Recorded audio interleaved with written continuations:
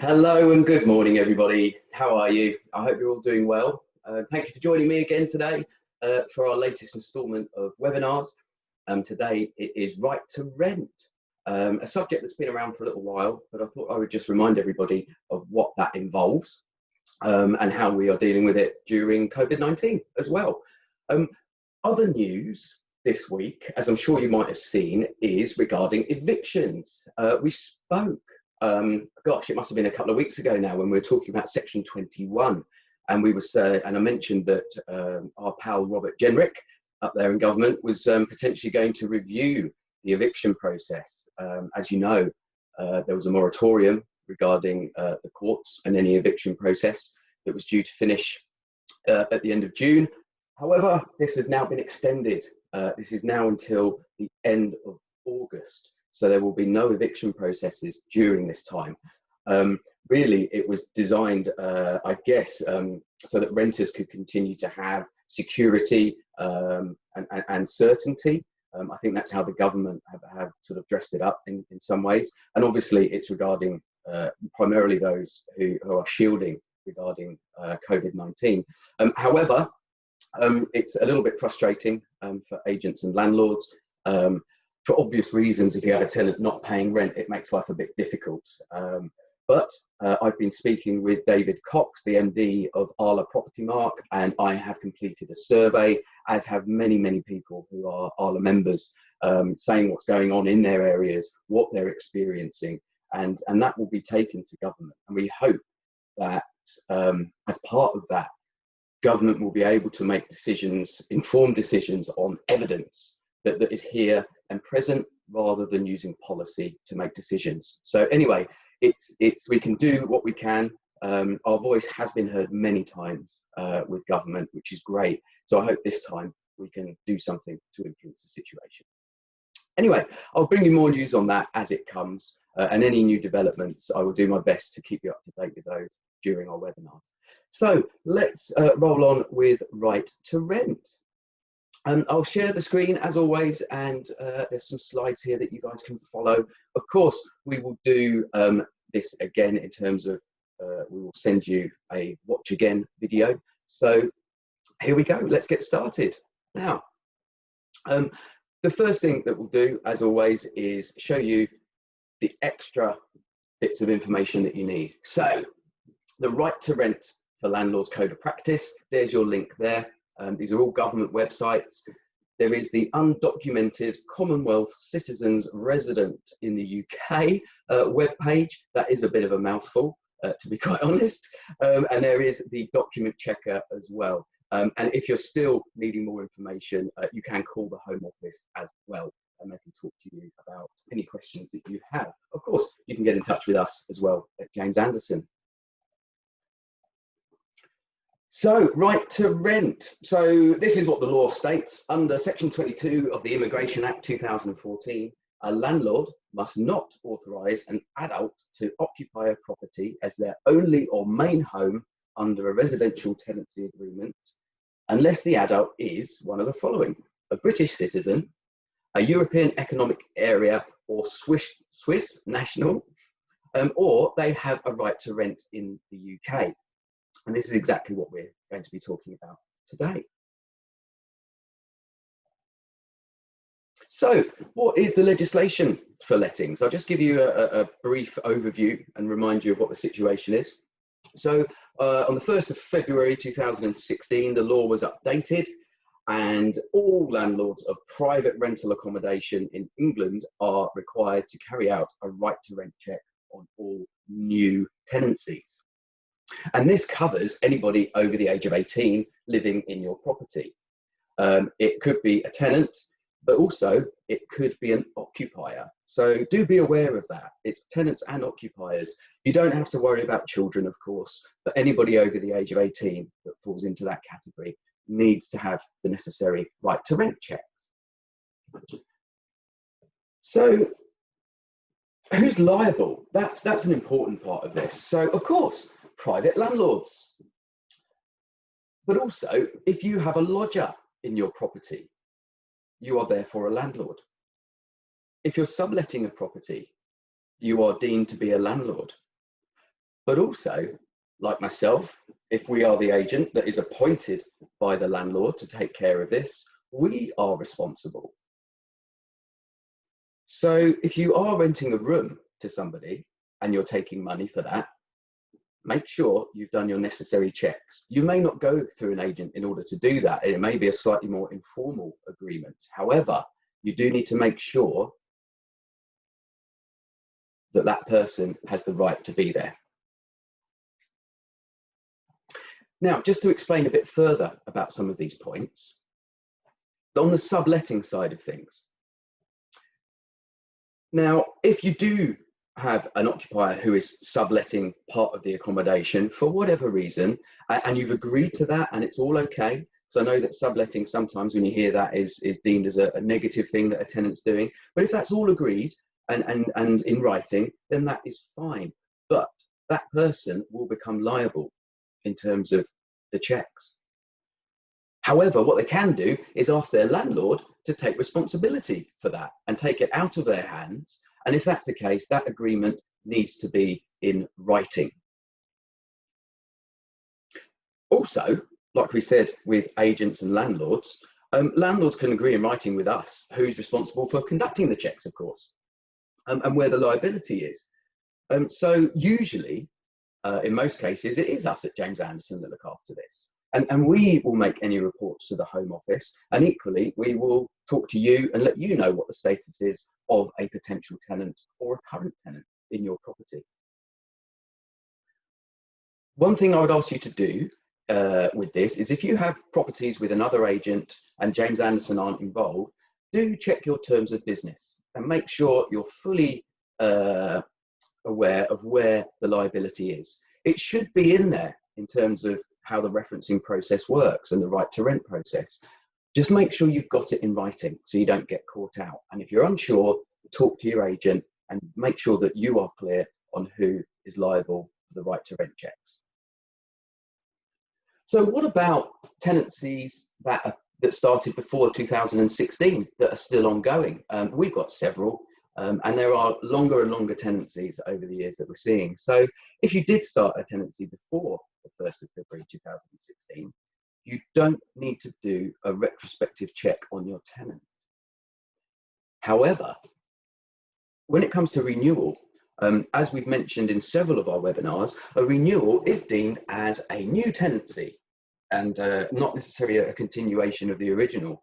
So at the point of renewal, this is where the right to rent checks have to take place. And be aware of that. Again, if you're with another agent or you're doing a rental yourself, do make sure that you've got everything lined up, documented, and as it should be. So what do we need to do in order to be compliant?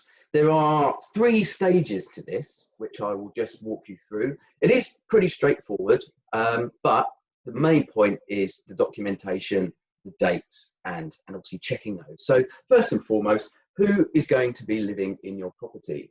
Who are the adults? Who are the tenants? Who are the occupiers? Secondly, documents.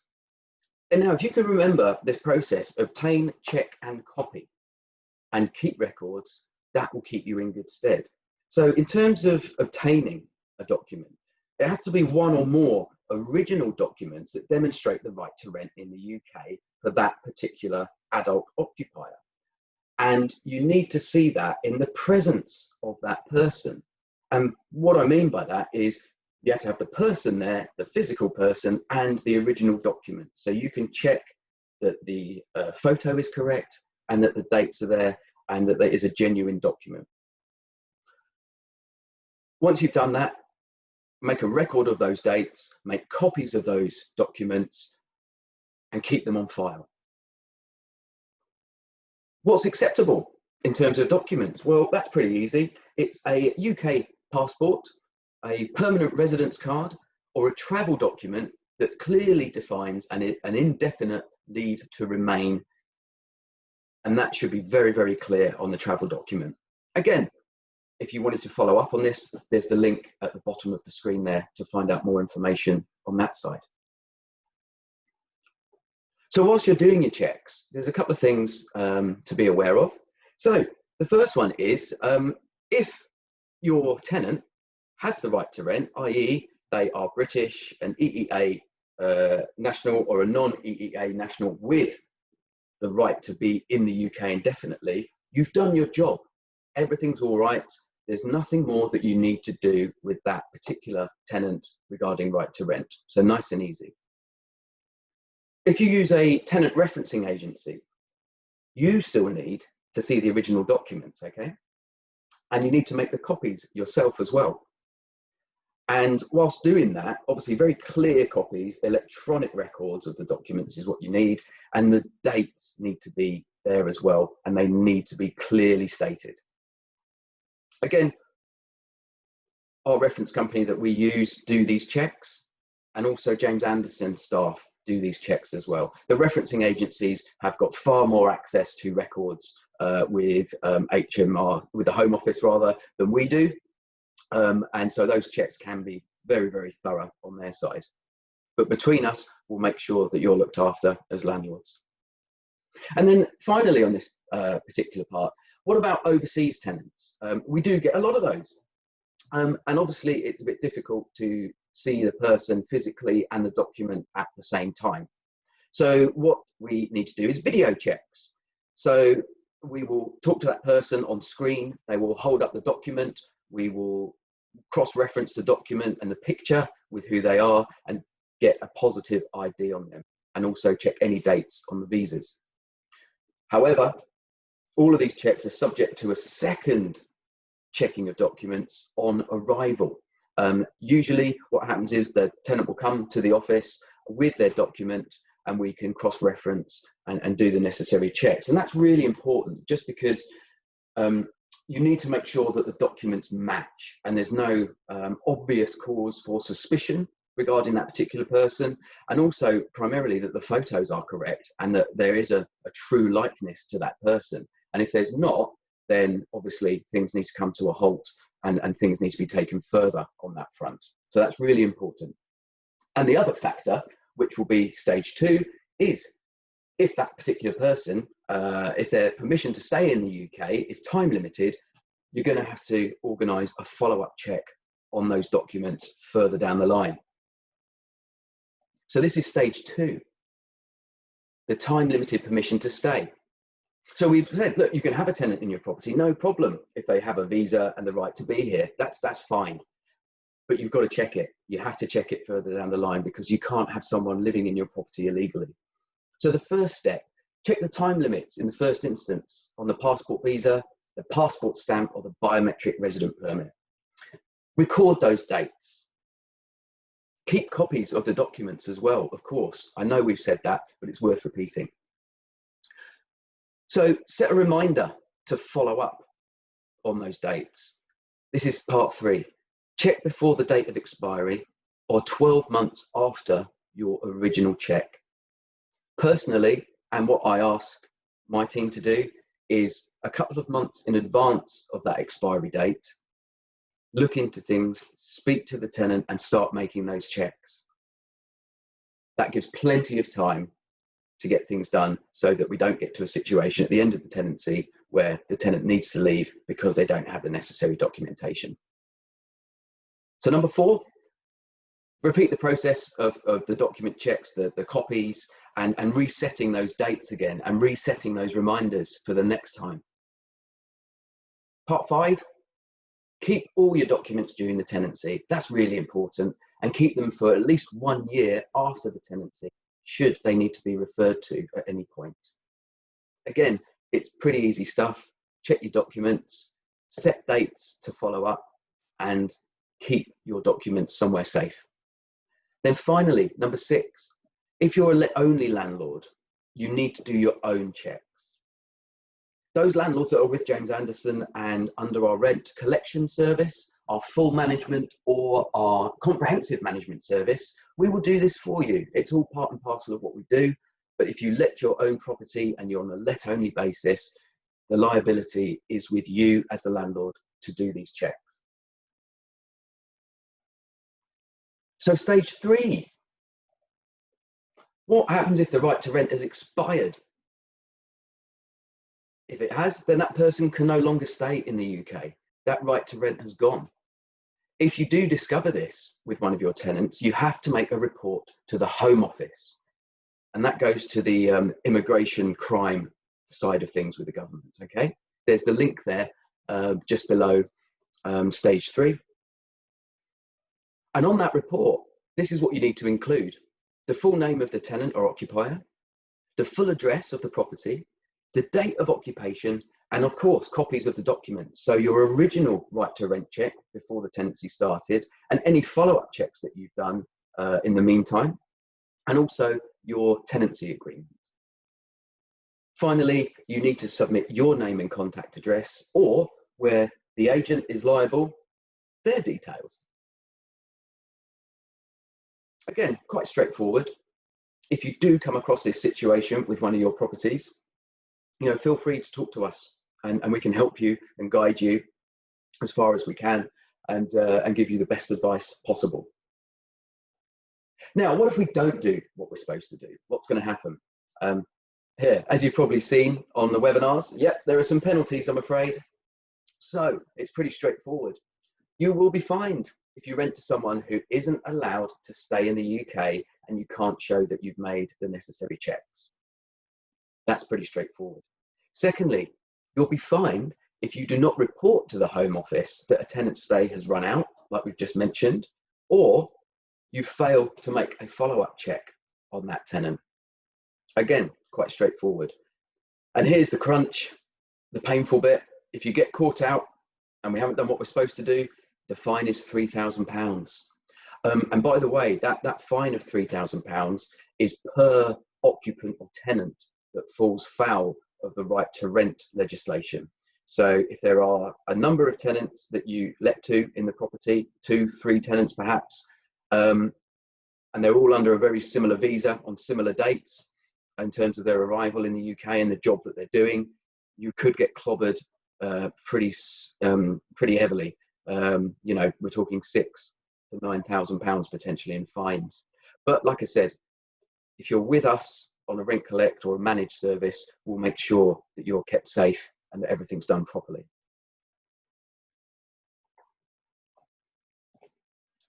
So something to be aware of. Just at the start of the webinar, we talked about the tongue twister, which is the undocumented Commonwealth citizens resident in the UK. And this refers to Windrush. Now, obviously, Windrush was a topic in the media a few years back. And in April 2018, it was confirmed that UK permanent residents that arrived here prior to 1973 do have the right to rent in the UK. If a tenant came to the UK after the 1st of January in 1973, they might not have the automatic right to rent in the UK.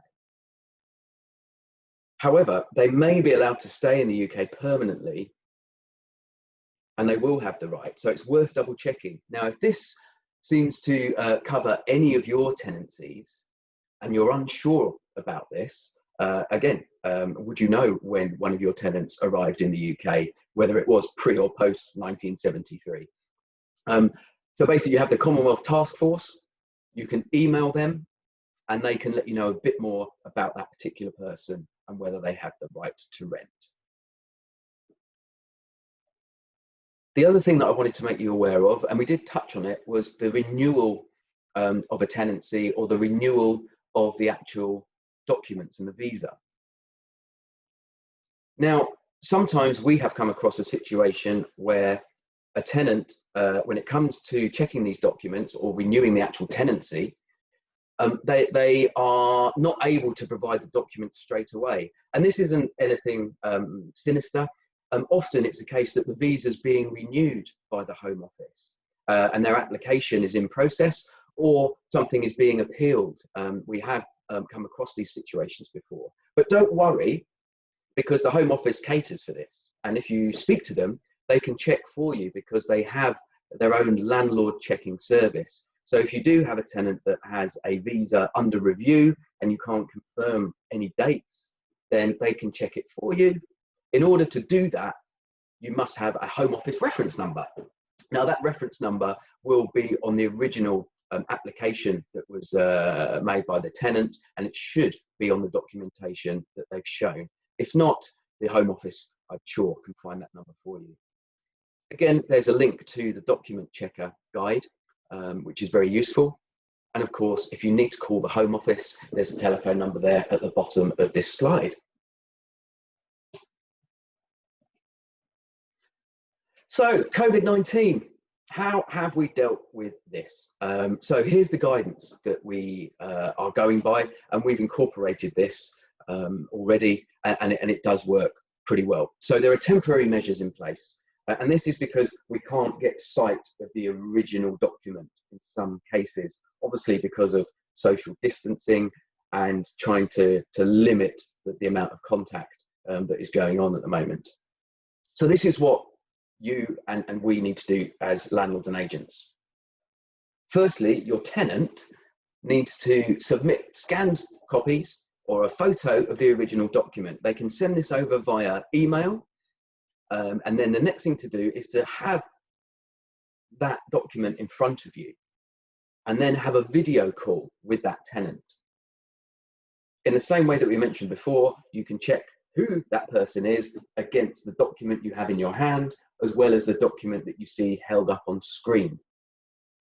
And again, take your time with this. You know, we're not all experts on passports and what they should look like, and identifying forgery and things like that. But you can make a very good judgment on this by following this process. Of course, you have to record the date and keep those documents.